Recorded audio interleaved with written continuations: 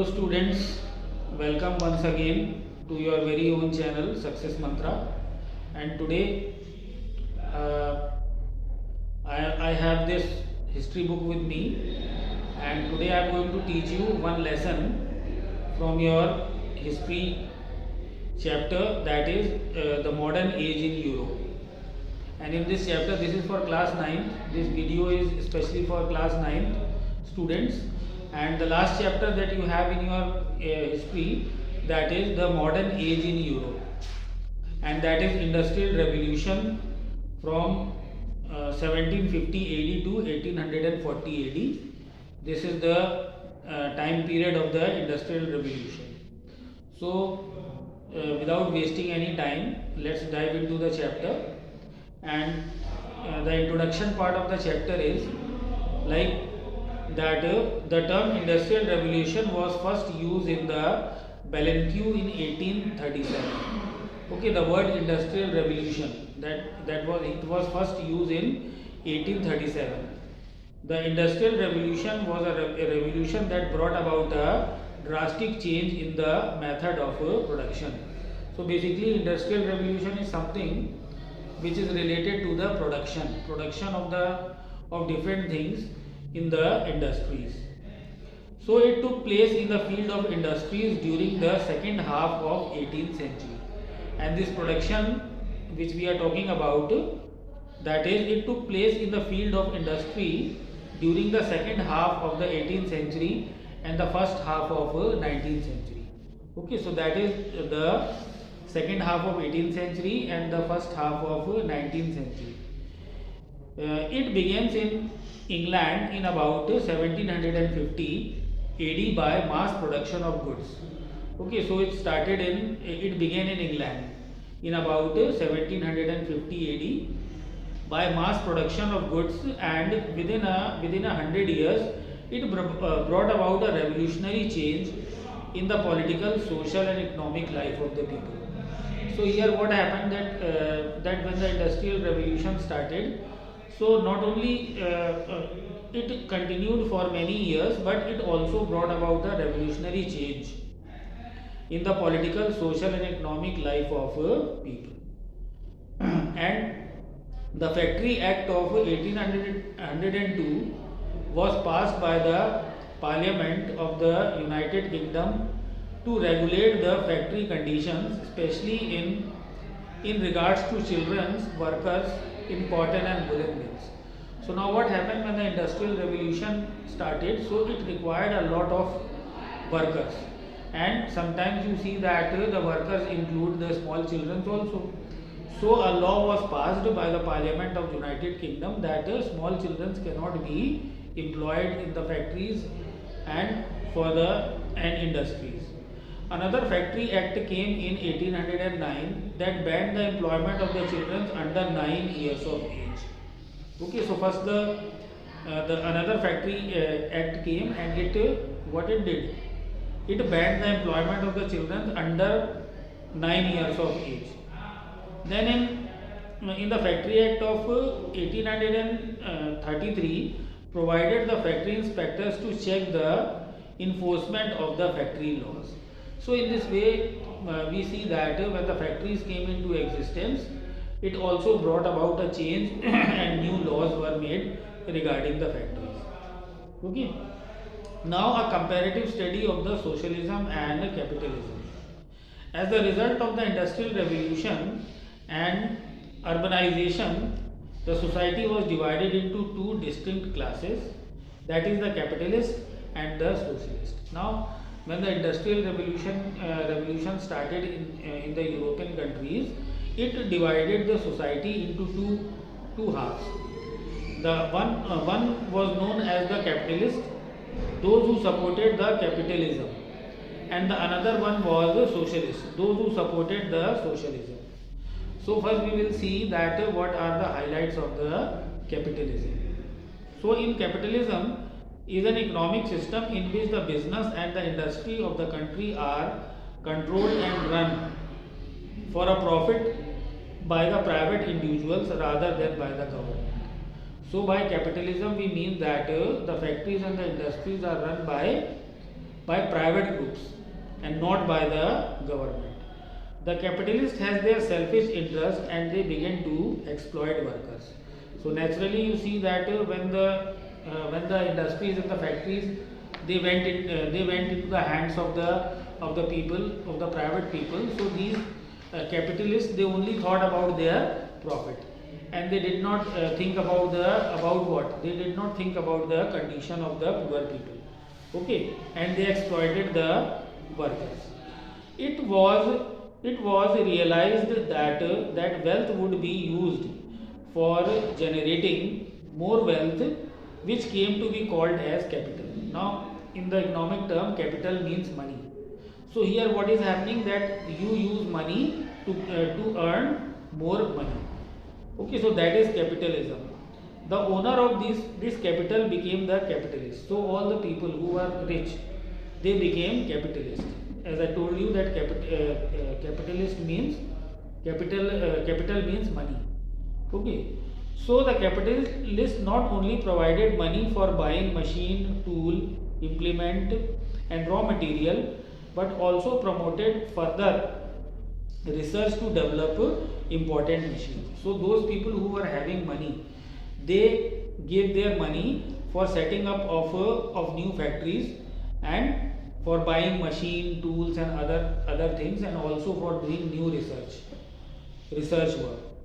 In the first phase, the industrial revolution, the capitalists either individually or grouped together owned and managed the factories. So in the first phase of the industrial revolution, we see that these capitalists, okay, they were the owner of the factories or they formed groups to work.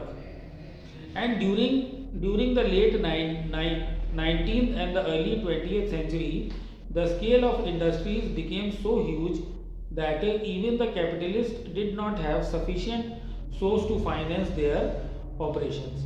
Now, during the 19th and the 20th century, so many people came into this business. They were so huge, became so huge that even the capitalists did not have sufficient resources to finance their operations. So this way you see that this industries became so big and huge that even the capitalists, they did not have enough money to operate these industries. Okay, so they were termed as the capitalists. Okay, then we see some of the aspects of the people who were known as the socialists, those who supported socialism. Now, socialism is an economic system in which the means of production are owned not by the private individuals but by the community in order to have more fair share in the wealth produced. Now, in socialism, there is a system that the business or the production or the factory is not owned by one person, but it is owned by a community, means a large number of people, so that they can have an equal share or a fair share in the wealth production. The political thinkers advocated the policies of in such, which means that the commerce and trade should be allowed to operate free of control. Okay, so what they wanted that the trade should be free of control. It was the policy of the non-intervention. Further, the policies, this policy give rise to the socialism. Okay, the new solution suggested by a few thinkers was in the form of the socialism. As the capitalists created many economic problems and social tensions, the first socialists among others were Frenchmen like Buffer, Saint-Simon and Robert Owen. He has been called the father of the British socialism. He owned a cotton mill in Scotland. He reduced the laborers' working hours and paid them good wages and helped the trade union movement to grow. Okay, so this way you see that these were some of the policies which were adopted by the socialists. Then came the next thing, that what is the impact of these things, okay, on the okay, so what is the impact of these things? the first we see the impact of the capitalism. So the rise of the capitalism destroyed the traditional system of domestic production. These points here I am talking about the impact of the capitalism. So in capitalism, what happened? The rise of the capitalist destroyed the traditional system of the domestic production. Then the self-employed craftsmen were not able to earn their livelihood, and they had to leave their homes and move to the new industrial towns and work on low wages. Third thing was the capitalist had the power of money and enjoyed the full freedom to rob and exploit the poor masses.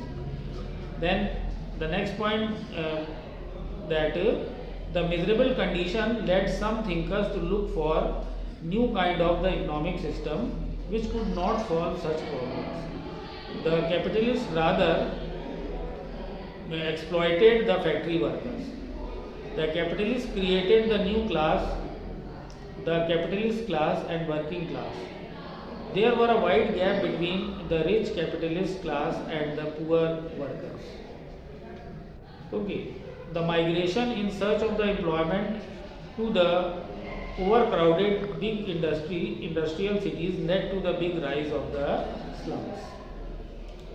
New cities emerged in England like the Manchester, Leeds and Birmingham. It led to the deplorable working condition to the factory workers. Socialism emerged as a reaction of the capitalism. Okay, so this is how you see that the impact this capitalists they impacted on the society. Now the impact of the socialism should also be discussed over here. That what was the impact of the socialism? The success of the Soviet Rigma inspired and encouraged the socialist movement all over the world. After the Second World War, it imposed a communist government on all those East European countries which Soviet armies has occupied. On October 1, 1949, a communist Rigma was established in China under the leadership of Mao Zedong. The communist revolutionaries succeeded in capturing power in Vietnam, Cuba and some small Central American countries. The world divided into two blocks. The Soviet Union bloc, the communist Rigma and their allies, and American bloc and anti-communist states. The Soviet economy failed to satisfy the expectation of the people about rising their standards of living, and food production fell short of the demand. The Soviet political and the economic system collapsed after 1990. The influence of the socialist thoughts was not confined to the communist countries. It had a far-reaching effect on the political, economic and social system of the democratic societies. The socialist-led political movement succeeded in expanding the right to vote to all adults. The domestic socialist parties won elections and formed government to many countries like United Kingdom, Sweden, France and Italy. In India too, we had the socialist parties. In 1934, a socialist party was established in India under the leadership of Acharya Narendra Dev, Acharya Patwardhan and Jay Prakash Narayan and Dr. Ram Manohar Lohia. Socialism now has the object of working further to the promotion of the welfare state. So in this manner we see that when the industrial revolution came, not only it gave a society a new kind of culture, but also that the society was divided into two groups, and these groups were rather known as the capitalist and the socialist. Okay, so both of them have their own impact on the society. Okay.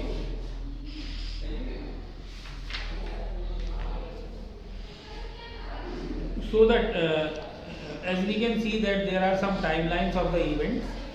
Okay, like in 1733, James Hegway invented the spinning genie, whereby some spinner could work on 8 spindles at a time of turning just one handle. Okay, and these are some important events like in 1773 invention of the cotton gin. It was invented for spinning the cotton to for separation of the cotton seed from cotton. Then the invention of the first steamboat was done in 1803. Then Marx and Engels set up a communist league. Then Karl Marx wrote Das Kapital, one of his famous book. The communist revolution took place in 1917. So these are some of the